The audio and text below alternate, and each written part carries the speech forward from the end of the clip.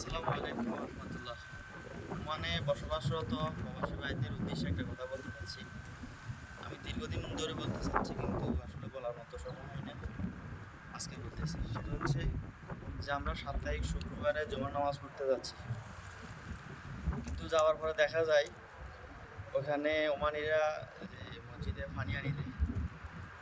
তো এখানে পানিগুলো দিচ্ছে যে প্রত্যেকটা মুসলিমদের জন্য। আমরা যারা মসজিদে নামাজ পড়তে যাই প্রত্যেকে পানির বোতল থেকে একটা একটা করে নিয়ে খাই।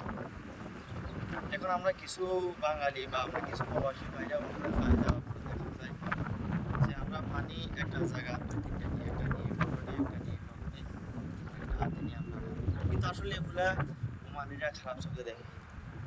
আমাদের এই সাধারণত এই ছোট্ট একটা পানির কারণে আমরা আরবদের কাছে আমরা ঘৃণিত হয়ে যাই, কিন্তু এটা আমাদের উচিত না।